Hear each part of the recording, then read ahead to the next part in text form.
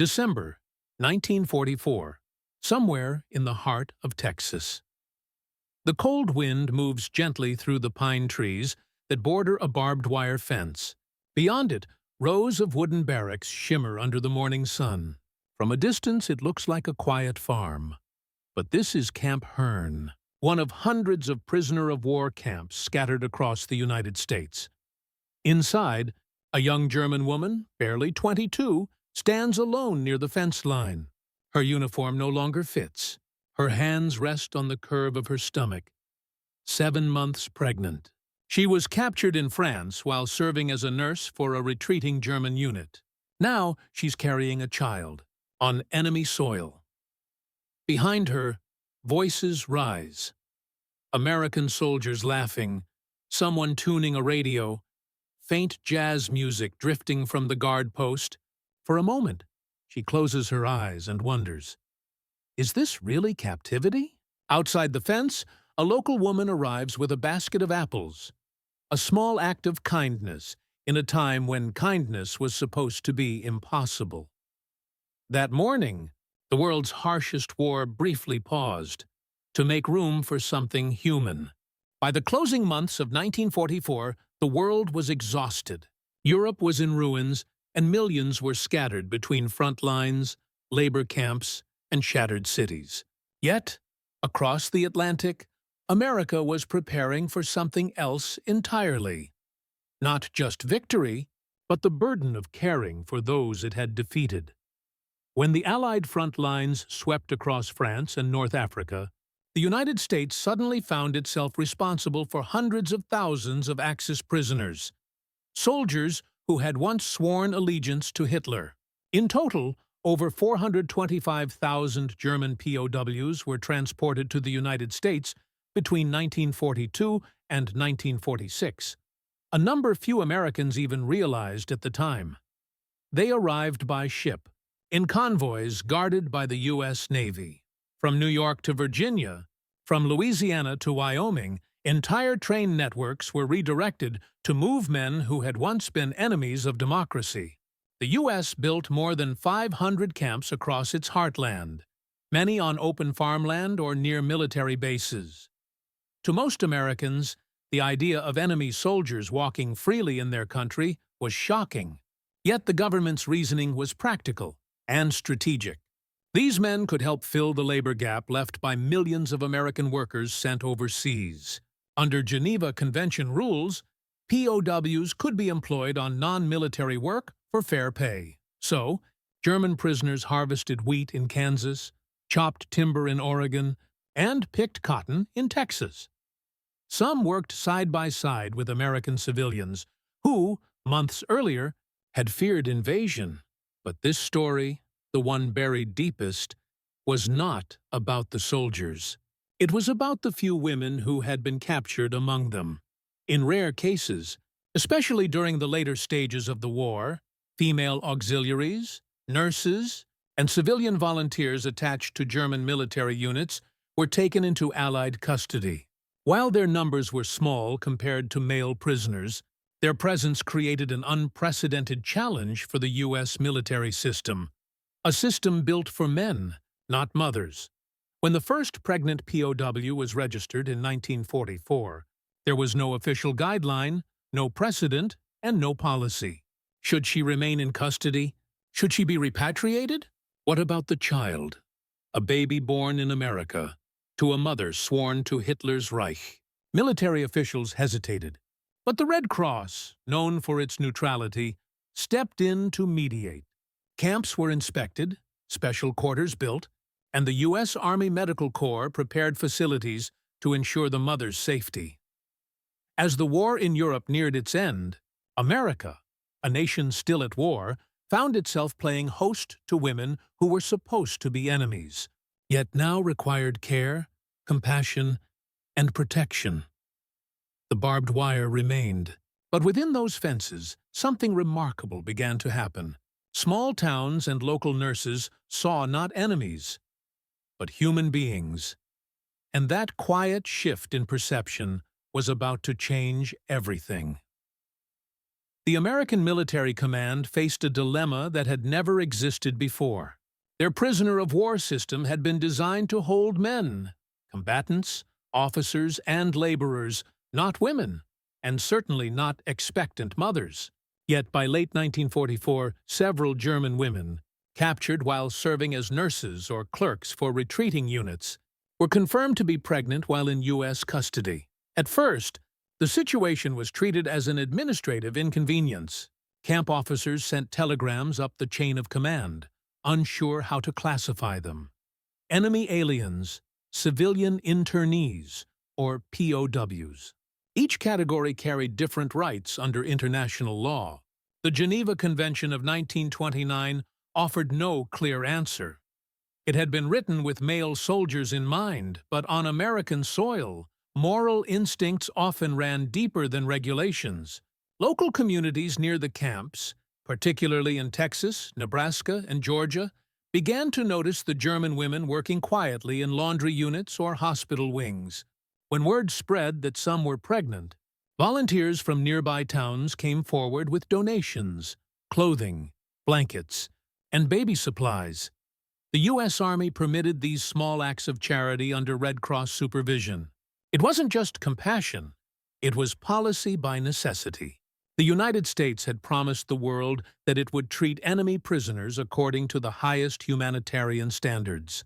Every act of kindness toward a German prisoner was also a message, a moral statement against the brutality of Nazi camps. At Camp Hearn in Texas, Fort Devens in Massachusetts, and a handful of medical annexes across the Midwest, the Army established guarded maternity wards. The staff included American nurses, military doctors, and Red Cross liaisons. Deliveries were logged with the same precision as supply shipments. Birth certificates were issued on U.S. soil, names typed in English, with Mother, German National, POW, marked in red ink. For many of the women, the reality was surreal. They had crossed an ocean as captives, yet here they were, giving birth under the protection of their enemy. Some nurses later recalled that the women were frightened and withdrawn at first, expecting cruelty. But over time, barriers softened. A nurse from Georgia later said, "They cried when they saw our kindness. They thought they would be punished for being human." These moments rarely made it into the headlines. They didn't fit the narrative of wartime victory or vengeance. But behind fences and military forms, a quiet truth unfolded. Human decency had found a way to survive inside the machinery of war. By early 1945, reports estimated that dozens of German POW women had given birth in U.S. facilities or Red Cross hospitals. Each birth posed the same question. What future awaited these children? Were they to return to a destroyed Germany, or begin life in the land of their mother's captors? That question, and the moral weight behind it, would soon drive the story toward its most human angle. For most of the German POW women, life behind American fences began in silence. They had come from a Europe soaked in fear, where the enemy had no face, only propaganda. Now, in the open plains of the American South or the quiet Midwest, they began to see that war's enemies were not monsters, only people. At Camp Hearn, Camp Aliceville, and other POW facilities, American guards were under strict orders. No favoritism, no personal contact beyond duty. But human instincts are stronger than regulations. The same guards who once fired at German troops in North Africa now carried milk bottles, blankets, and bread into the maternity wards. One Army nurse recalled in her report from 1945, "They were young, most barely women, scared, quiet, polite. They said thank you in broken English every time. When their babies cried, they didn't ask for freedom, only for diapers." The small hospital huts became islands of humanity inside a landscape built for war. The mothers named their children Clara, Hans, and Wilhelm, and, while their paperwork called them enemy offspring, the nurses simply called them babies.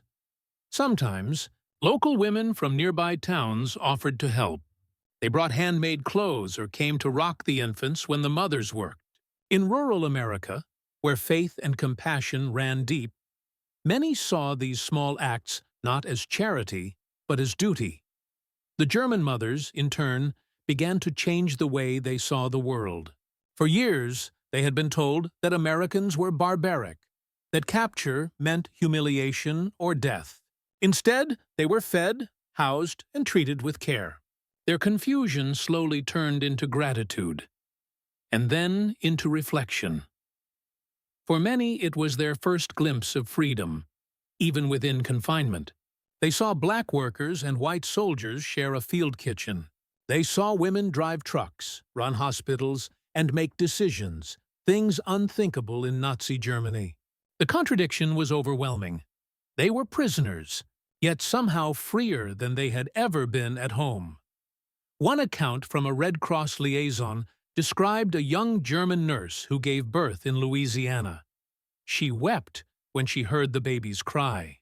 Then she said softly, "He was born on enemy soil, but maybe that means he'll never hate." Moments like that did not change the course of the war, but they reshaped something far more lasting: perception. These women, far from the front lines, became unintentional ambassadors of forgiveness, proof that even amid global hatred, humanity still flickered. And as word of their treatment spread through German POW circles, it began to undermine Nazi propaganda itself. Men who had believed they were fighting ruthless Americans now heard whispers of nurses, warm beds, and newborns safe in enemy hospitals. That quiet rumor of compassion instead of cruelty began to echo far beyond the fences. Behind every act of kindness in those American camps stood a deeper calculation, one not of sentiment but of strategy. The U.S. government understood that how it treated its prisoners would be a reflection of its moral identity in a war that had already blurred the boundaries between right and wrong. The Office of War Information, OWE, and the War Department monitored the treatment of POWs carefully. They knew that the photographs of German soldiers working peacefully on American farms or reports of humane conditions in camps could be used as powerful propaganda tools against the Nazi regime. America's message was clear: we fight tyranny, not the people enslaved by it. This approach wasn't purely moral idealism. It was also psychological warfare. Every German prisoner who returned home with stories of fair treatment would become, knowingly or not, a living contradiction to Hitler's propaganda. The same applied to the rare German women who bore children in captivity. Their existence, safe, nourished, and respected, quietly undermined everything Nazi ideology claimed about the enemy's cruelty. Yet within military circles, not everyone agreed with this leniency. Some American officers questioned the optics. Why are we giving enemy women maternity care while our own soldiers' wives struggle at home?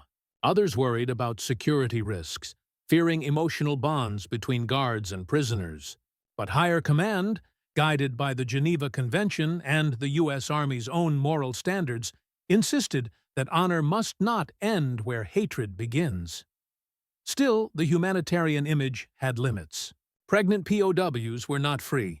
They remained under armed supervision, their movements restricted, their letters censored. The kindness they received came within the cold geometry of military order. But even within those limits, something profound was happening: a moral evolution. American chaplains often visited the camps, reading scripture not just to the guards, but to the prisoners. Sermons about mercy and redemption found their way into both languages. Many guards who had lost brothers in Europe still offered food to the same nation's daughters. It was confusing, humbling, and quietly redemptive. From Washington's point of view, this humane treatment also served a post-war vision. U.S. officials already knew that Germany would one day need to be rebuilt, not annihilated. They foresaw a future where moral authority, not revenge, would define the new world order. And so, every blanket handed to a pregnant prisoner, every safe delivery in a military hospital, became part of a larger, unspoken policy of reconciliation. In time, this approach would pay dividends. When those women and their children eventually returned to Germany, they carried with them a different story. One that whispered of dignity, fairness, and the strange mercy of an enemy nation. It was this quiet stream of testimony, these unseen acts of compassion, that began to soften German public opinion toward the U.S. in the post-war years. In a world recovering from ruin, the moral contrast mattered more than bullets ever could. And soon, the consequences of this moral gamble would reach their most intimate and emotional peak in the maternity wards of wartime America. It was spring, March 1945, when the first cries of a German newborn echoed through the sterile halls of an American military hospital in Texas. The war was still raging in Europe. American bombers were striking Berlin. Yet here, in a quiet southern ward, an American nurse wrapped a German child in a U.S. Army-issued blanket and whispered softly, "You're safe now." For the staff, it was a surreal contradiction. Every headline screamed of death and destruction, but inside these hospital walls, life persisted. Red Cross doctors and Army nurses found themselves caring for women who, only months earlier, had worn the insignia of an enemy power. One nurse later wrote in her diary, "The first one came at dawn. We heard the baby before we saw him." The mother clutched his hand and said, in English she barely knew, "Danke, thank you." No one spoke for a long time. In Louisiana, Georgia, and Wyoming, similar scenes unfolded. Each delivery was logged under the same formal phrase, "Birth under enemy alien status." But in practice, the hospitals became sanctuaries where uniforms no longer defined worth. For the German mothers, every sound, every lullaby sung by an American nurse, felt like a miracle wrapped in disbelief. They had expected hostility, perhaps punishment. Instead, they found gentle hands and compassion that defied propaganda. Outside the hospital, local townspeople began hearing whispers about the German mothers. Some reacted with suspicion, others with sympathy. Farmers brought milk. Pastors offered prayers. In a few small towns, American women wrote letters to the newborns, promising to remember their birthdays. Meanwhile, behind the scenes, U.S. officials grew uneasy.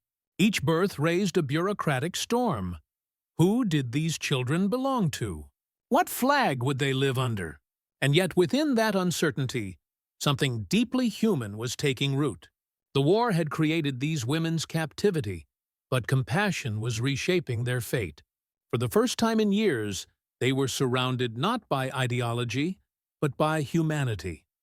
But as Germany's surrender neared, a harder question loomed ahead. What would happen when peace arrived? Would these mothers, and their American-born children, be forced back into the ruins of a country that no longer existed?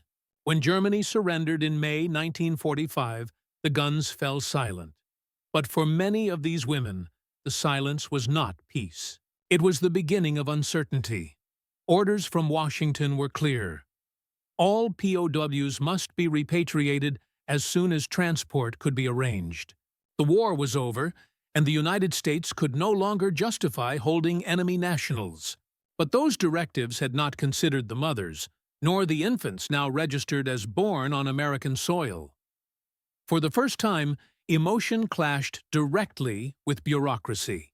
Camp officials received letters from local doctors, priests, even town mayors, all pleading for the women to stay, at least until their babies were strong enough for travel. Some argued that sending newborns across the Atlantic into the chaos of post-war Europe was an act against decency. The Red Cross took up their cause, negotiating case by case. In some instances, the women were allowed to remain for several more months. In others, they boarded transport ships bound for Bremerhaven, clutching their infants close as the Statue of Liberty faded into the horizon. For the mothers, the moment of departure was heartbreaking. They had arrived in America as prisoners, yet they were leaving as something far more complicated. Witnesses to a mercy they could never have imagined. One nurse at Fort Devens recalled the scene on the pier. They stood in line, holding their babies wrapped in U.S. blankets. Some of the guards, hardened men, turned their faces away. No one wanted to say goodbye. Not all returned. A handful of cases, recorded quietly in U.S. archives, show that some women petitioned to stay, on medical or humanitarian grounds. In rare instances, they married American citizens, often men who had worked in or around the camps. These exceptions were discreet, rarely publicized, but for most, repatriation meant returning to a homeland reduced to rubble, where food was scarce and the future uncertain. Some arrived to find families gone, homes destroyed, and governments dissolved, and yet, in their memories, one truth endured, that behind the fences of an enemy land, they had once been treated not as symbols of war, but as human beings. That quiet mercy would soon echo into the post-war world, reshaping how two former enemies would learn to see one another again. The war had ended, but for the German mothers and their American-born children, the real struggle had just begun. When the transport ships reached Bremerhaven, they were met not by the triumphant banners of victory or homecoming, but by a wasteland. Germany in 1946 was a country of ashes, divided, hungry, and scarred. Many of the women who stepped off those ships had nowhere to go. Their former homes were destroyed, their families displaced or dead. Some carried babies born under the stars and stripes, children with birth certificates that read United States of America, stamped with the words Enemy Alien Dependent. The Red Cross tried to help, providing rations and temporary shelter. But the chaos of post-war Europe swallowed many of these records. A number of children vanished from documentation, absorbed into the anonymous tide of refugees flooding across the continent. Those who survived often spoke, years later, of a strange sense of dual identity. They had been born in America, but raised in the ruins of Germany.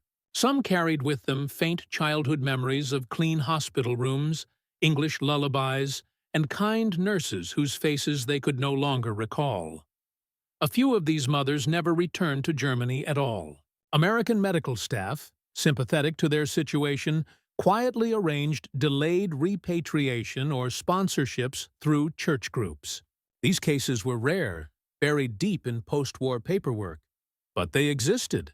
One recorded case in 1946, Texas, describes a German nurse named Erica Kay, who was allowed to remain for medical reasons after giving birth.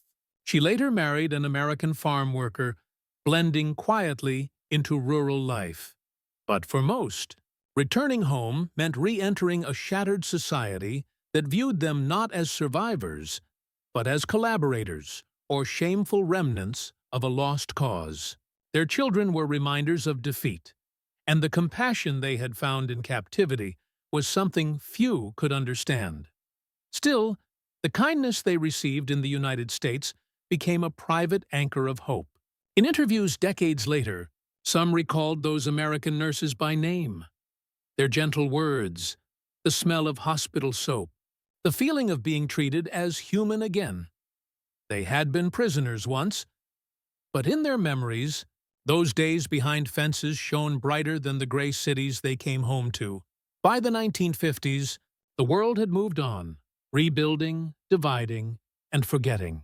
But for the handful of German mothers who had given birth in the United States, the memories of that strange chapter refused to fade. Their stories lived quietly in letters, diaries, and the whispered recollections of their children, who grew up asking questions that no one seemed able to answer. Many of those children discovered the truth only decades later. While searching through old family papers or Red Cross archives, they found something extraordinary. American birth certificates, stamped in faded ink, proof that their first breath had been drawn in a land once called the enemy. Some reached out, to the very towns where their mothers had been held, hoping to find traces of the hospitals or nurses who had cared for them. In the 1970s and 1980s, historians and journalists began uncovering fragments of this forgotten history. Articles appeared in local newspapers across Texas, Georgia, and Nebraska. German POW babies, the war's most unlikely story. Old nurses, now elderly themselves, were astonished to learn that the babies they had once cradled had grown up and were searching for them. A few reunions did occur. One, documented in 1983, described a woman from Hamburg meeting the retired American nurse who had delivered her son at Fort Devens in 1945. The two women embraced like family, a moment that transcended time, politics, and all the lines drawn by war. Historians would later note that these small, personal stories played an invisible but powerful role in the reconciliation between post-war Germany and the United States. While politicians debated treaties and alliances, these women had already lived the truth of empathy in its most intimate form. Today, the U.S. National Archives and Red Cross records confirm dozens of such births, though experts suspect the real number may be higher. Their names are scattered across documents marked classified or restricted for decades, tucked inside forgotten boxes of POW correspondence. To this day, a few of those children, now elderly, still keep both flags, one German, one American. They call themselves children of both sides of the wire. Their existence is living proof that even in humanity's darkest war, compassion quietly found a way to win. History rarely remembers its quietest moments. It celebrates battles won and cities lost, but seldom the fragile gestures that kept our humanity alive between the ruins. The story of the German POW mothers in America is one of those forgotten chapters, a contradiction that should have been impossible. Yet somehow, it happened. Within the boundaries of war, barbed wire, guard towers, uniforms, something profoundly simple occurred. Compassion. These women had been raised under a regime that taught them to hate, captured by men trained to fight them, and yet both sides defied their orders in the smallest, most human ways. A blanket handed across a fence, a smile during a storm, a child's first cry echoing in an army hospital thousands of miles from home.